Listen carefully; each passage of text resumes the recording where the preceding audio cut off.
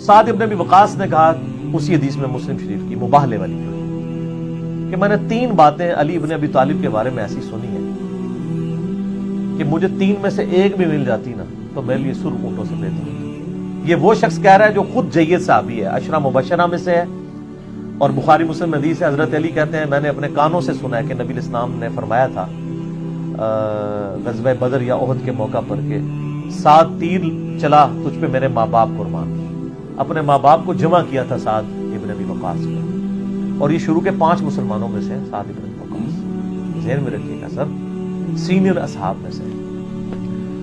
تو سعد ابن ابی وقاص رضی اللہ تعالی عنہ کہتے ہیں مجھے تو علی ولی 3 میں سے ایک فضیلت بھی مل جاتی تو بہت۔ پھر انہوں نے کہا پہلی فضیلت سنو کہ غزوہ تبوک کے موقع پر نبی صلی اللہ علیہ وآلہ وسلم نے عورتوں اور بچوں پر سیدنا علی کو اپنا نائب کے طور پہ چھوڑا، اور انہوں نے سیدنا علی رو پڑے کہ یا رسول اللہ میں اکیلا مجھے یہاں چھوڑ کے جا رہے ہیں، یہ پہلا اور آخری موقع تھا کہ آپ کسی غزوے میں شریک نہیں ہوئے نبی علیہ السلام۔ تو آپ علیہ السلام نے ان کی دلجوئی کے لیے فرمایا کہ کیا علی تیرے لیے یہ فضیلت کافی نہیں کہ تیری میرے ساتھ وہی نسبت ہے جو ہارون کی موسیٰ کے ساتھ تھی، مگر میرے بعد کوئی نبی نہیں۔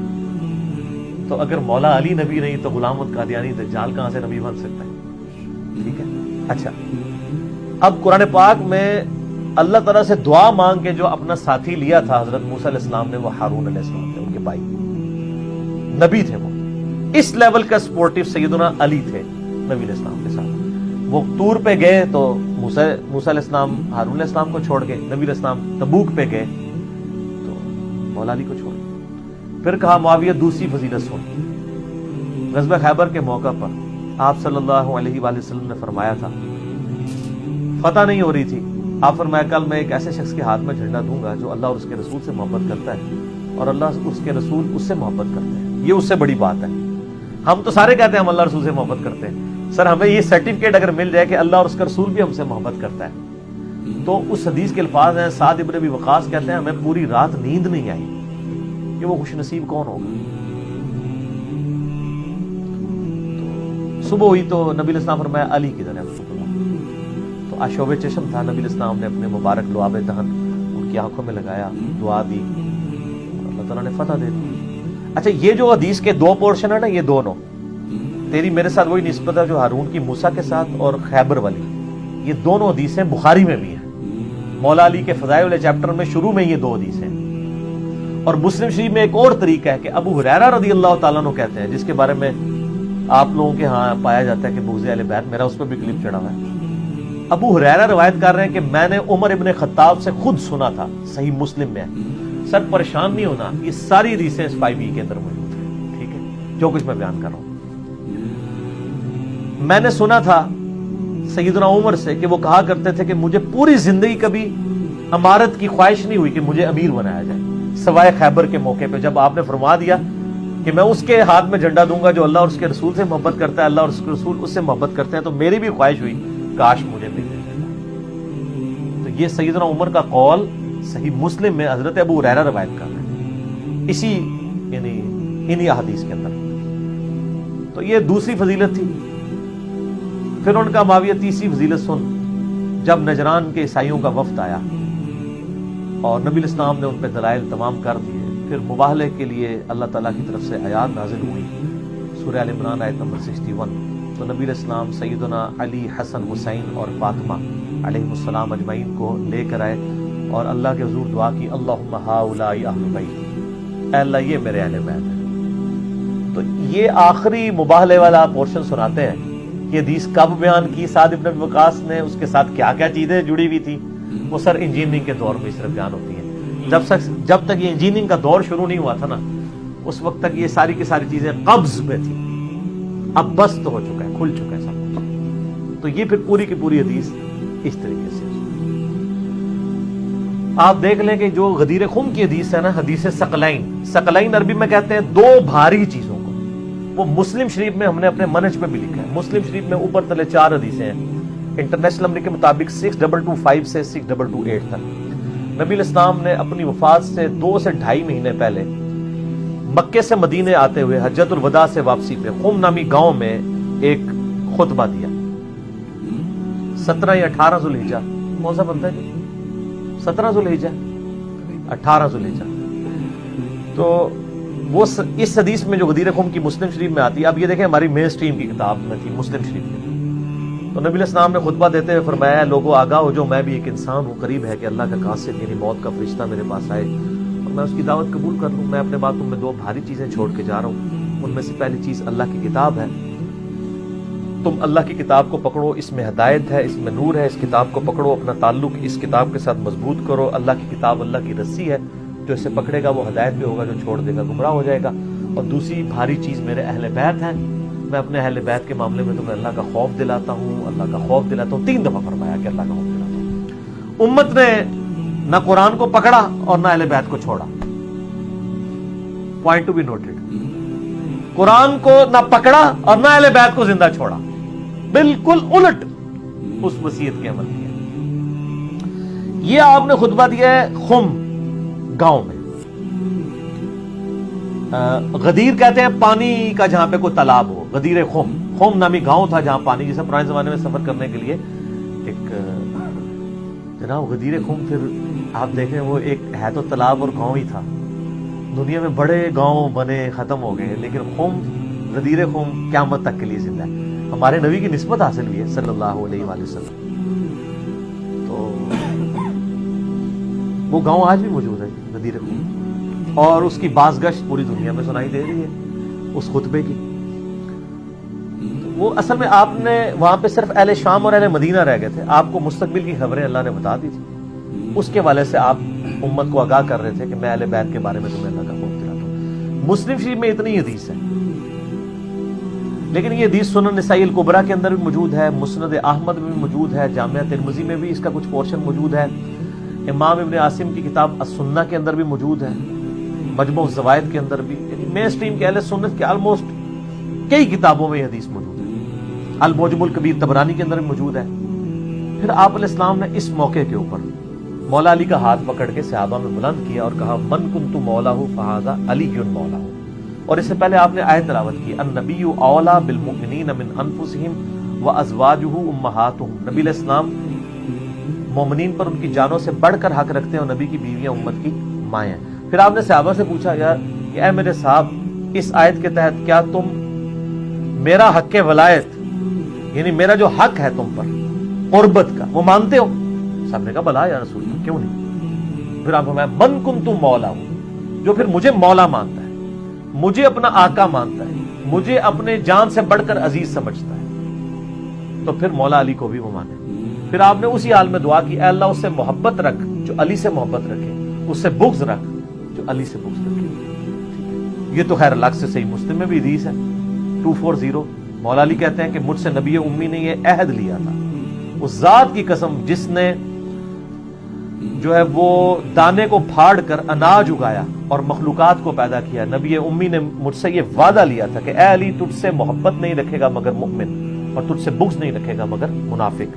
صحیح مسلم 240.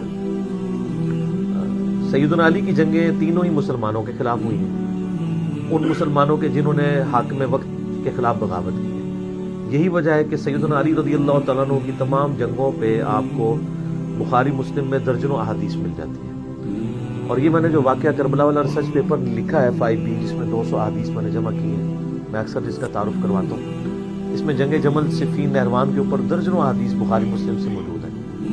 ایک تو ایک بنیادی حدیث جو جامعہ ترمذی, سنن نبی داؤد اور سنن ابن ماجہ کے اندر موجود ہے کہ نبی علیہ السلام نے اپنی وفات سے کچھ عرصہ پہلے خطبہ دیا بڑا بلیغ, اور صحابہ کرام کہتے ہیں ہر آنکھ اشک بار تھی اور یوں لگ رہا تھا کہ آپ علیہ السلام کا یہ الوداعی خطاب ہے, اور لوگ جو ہے وہ رو رہے تھے. تو آپ علیہ السلام نے فرمایا کہ تم میں سے جو کوئی زندہ رہا عنقریب وہ بہت اختلاف دیکھے گا, تو ایسی صورتحال میں تم میری اور میرے خلفائے راشدین کی سنت کو لازم پکڑ لینا. علیکم بسنتی و سنت الخلفاء الراشدین المہدیین, اور اپنی دانتوں سے اس کو جڑوں سے داڑوں سے مضبوطی سے پکڑ لینا, اور دین میں نئی نئی بدعات سے بچنا. ہر بدعت گمراہی ہے, اور سنن نسائی میں الفاظ ہے کہ ہر گمراہی دوزخ میں لے جاتی ہے. تو خلفائے راشدین کی سنت کو پکڑنا اور ان کے مخالفین को अहले बिदत कहना, ये नबी इस्लाम ने खुद फरमाया।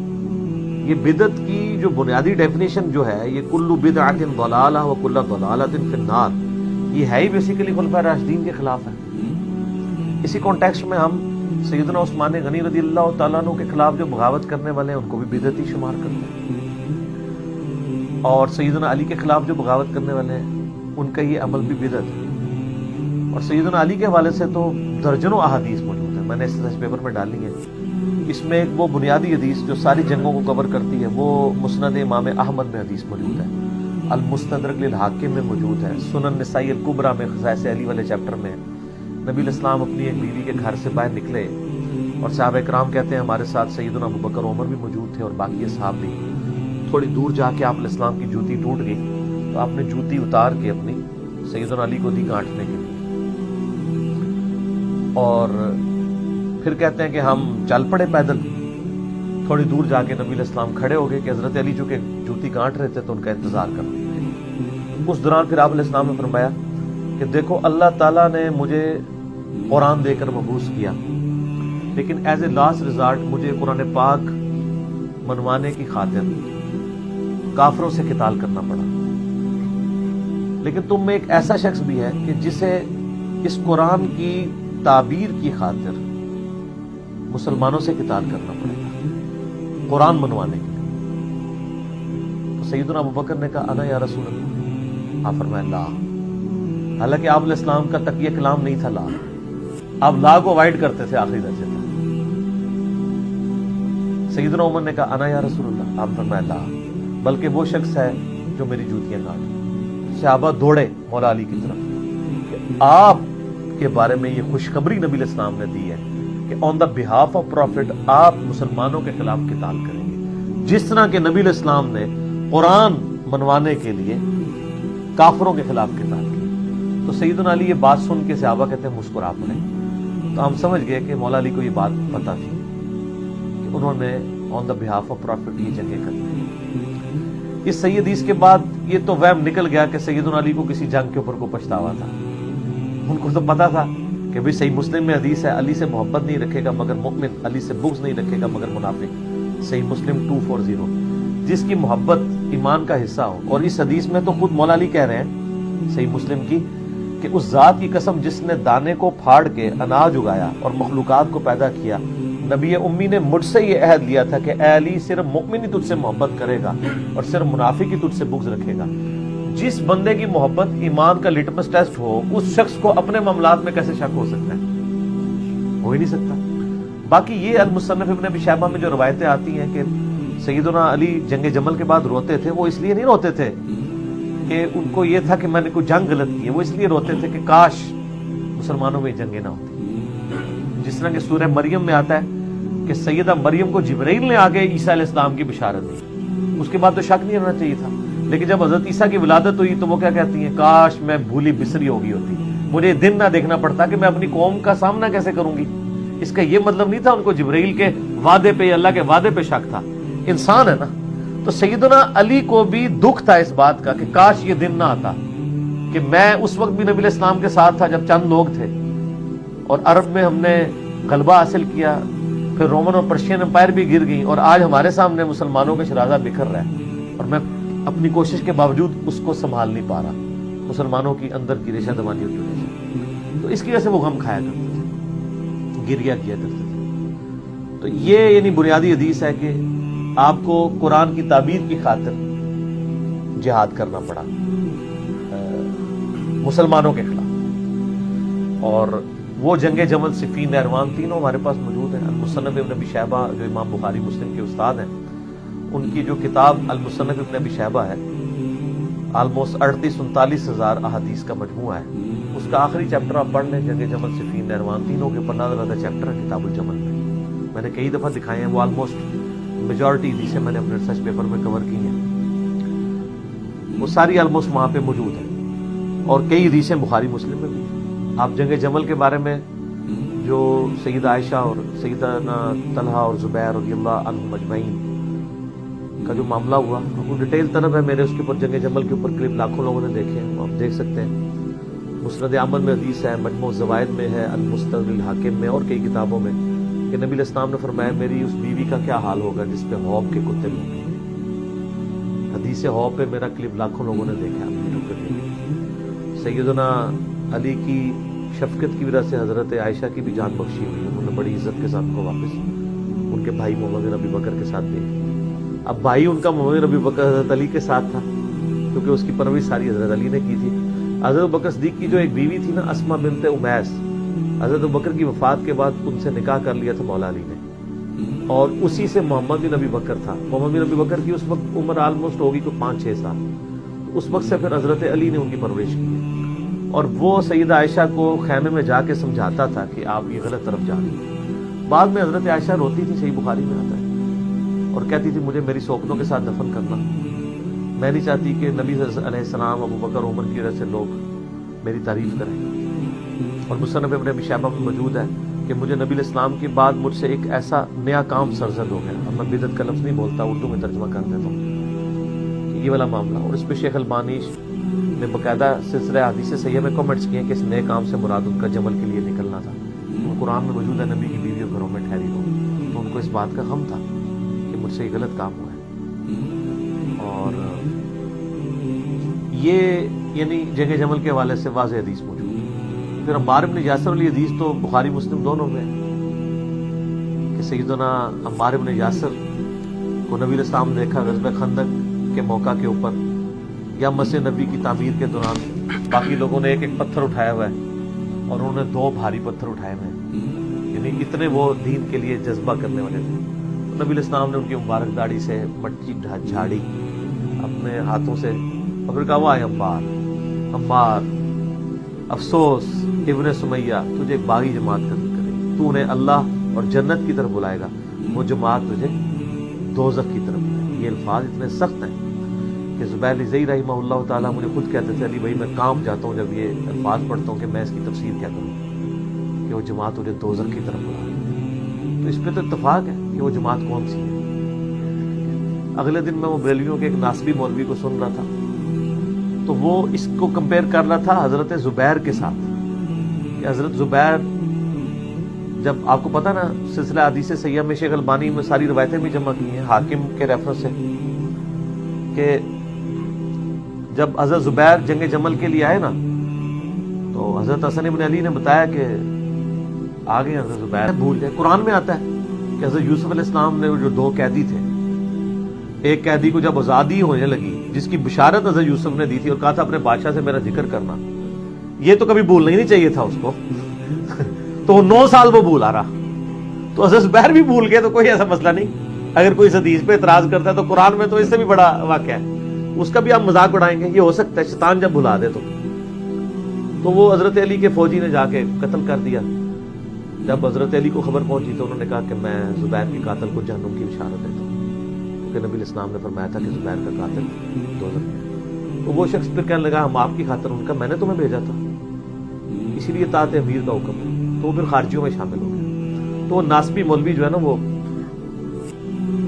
بریلویوں کا، وہ کہتا ہے کہ جی اس بنیاد پہ پھر آپ حضرت علی کی پارٹی کو بھی پھر دوست کی پارٹی کہیں، کیونکہ حضرت علی نے خود ہی کہا ہے کہ زبیر کا قاتل جو ہے وہ دوست کی ہے۔ زبیر کے قاتل کو دوست کی کہا ہے نا، اس قاتل کی جماعت کو تو دوست کی نہیں کہا، اس کو تو مولا علی خود کہہ رہے ہیں۔ یہاں الفاظ ہے کہ عمار کو ایک باغی جماعت قتل کرے گی، اس پوری پارٹی کو جو مولا علی کے خلاف کھڑی ہے، باغی جماعت دوزخ کی طرف لانے والی کا۔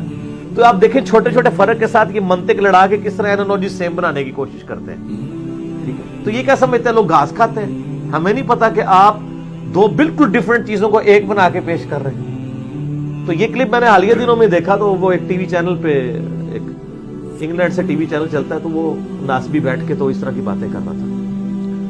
تو جاہل آدمی مطلب پتہ ہی نہیں ہے کہ 2 چیزوں ڈیفرنٹ چیزوں کو آپ ایک طرف ایک انڈیویجول ہے، ایک طرف پوری جماعت کو کہا، حالانکہ وہاں بھی ایک انڈیویجول بھی تھا، مسند احمد میں موجود ہے، ابو الغادیہ نام کا بندہ ہے، صحابی ہے، اور عام صحابی نہیں ہے، صلح حدیبیہ کا صحابی ہے۔ اور مسلم شریف میں حدیث ہے کہ جو لوگ جنہوں نے بیعت رضوان میں میرے ہاتھ پہ بیعت کیا ان کو دوزخ کی آگ نہیں چھوئے گی۔ یہ حدیث مسلم شریف میں ہے، ابو داؤد میں بھی ہے، صحیح مسلم میں بھی موجود ہے۔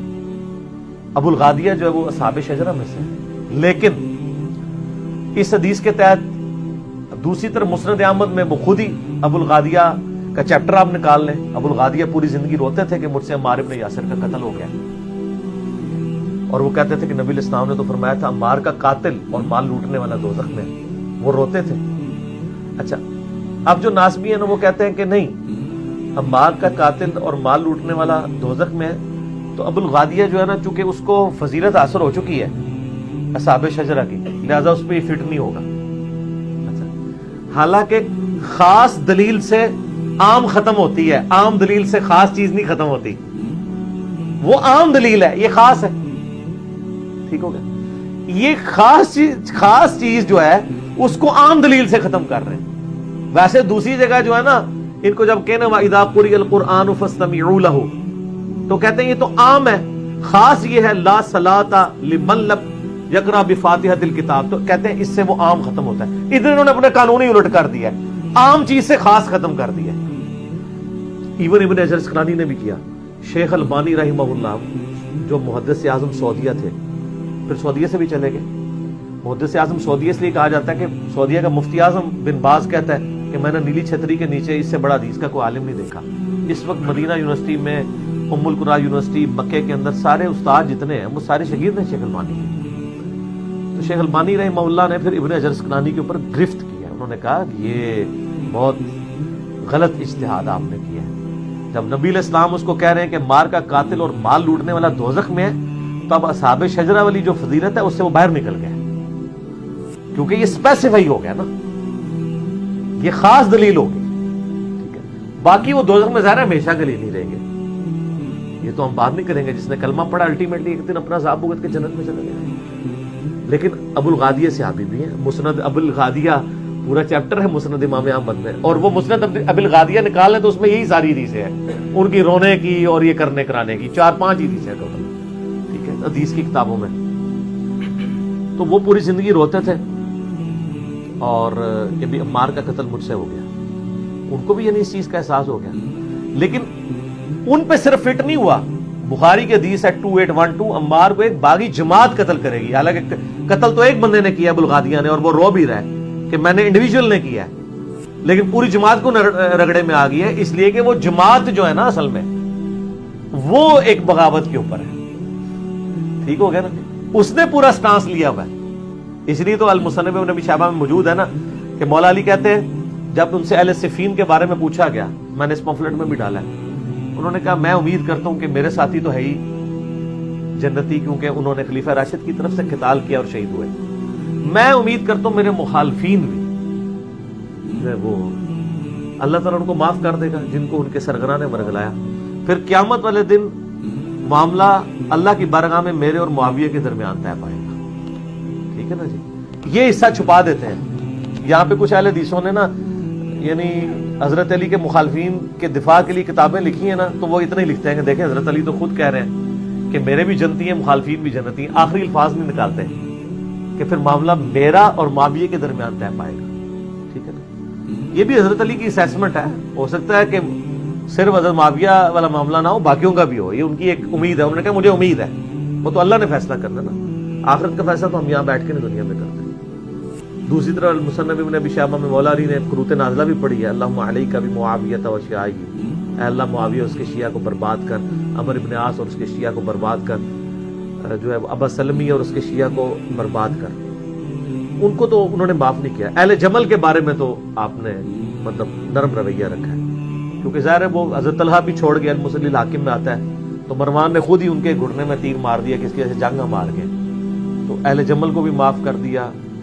اور آپ اہل نہروان والوں کے بارے میں آ جائیں تو بخاری مسلم میں حدیثیں ہیں کہ نبی علیہ السلام نے فرمایا تھا کہ اس طرح کی ایک قوم نکلے گی, اور جب میرے مسلمانوں میرے یعنی اس ماننے والوں میں مسلمانوں میں 2 گروہ بن جائیں گے, تو ان میں سے جو گروہ اقرب الی الحق ہوگا وہ قتال کرے گا اس خوارج کی جماعت کے ساتھ. وہ روئے عرض کے سب سے بہترین لوگ ہوں گے, وہ خوارج کے خلاف لڑنے والے مولا علی کے ماننے والے لوگ جو جنگ نہروان ہوئی ہے. اب یہ اقرب الی الحق سے وہ پھر لیتے ہیں, کہتے ہیں جس سے پتہ چلا دوسرا بھی حق پہ ہے. نہ دوسرا حق پہ ہو تو بخاری کی وہ حدیث کہاں جائے گی کہ دوزخ کی طرف بلانے والی جماعت, باغی جماعت. اقرب الی الحق جو ہے یہ عربی کا سٹائل ہے. پھر میں نے اس پمفلٹ پہ باقاعدہ اس کا جواب دیا ہے کہ اس سٹائل کی یہ تو آیت ہے نا, سورہ آل عمران کی آیت نمبر 167 ہے. غزوہ احد کے موقع پر اللہ تعالیٰ نے منافقین کے لیے کہا کہ وہ اس وقت کفر کے زیادہ اقرب تھے ایمان کی نسبت. تو اس کا مطلب منافقین میں ایمان بھی تھا؟ نہیں, منافق تو ہوتا ہی کافر ہے. تو کہا اقرب, یہ اقرب کا مطلب حق والا اس کے تحت. اور سورہ الکبریٰ البیہقی میں عمار بن یاسر نے فرمایا کہ اہل شام کو یہ نہ کہو کہ وہ کافر ہے, بلکہ کہو کہ وہ فاسق ہے اور ظالم ہے, کافر ان کو نہ کہو. تو جنگ نہروان کے بارے میں بخاری مسلم میں تو بہت زیادہ حدیث ہے کہ نبی علیہ السلام فرمایا میری امت کے بہترین لوگ ہوں گے جو خوارج کے خلاف قتال کریں. تو جمل, صفین, نہروان, یہ سب کی سب جنگیں جو ہے نا وہ ان پہ مولا علی کو حق پہ مانا جاتا ہے.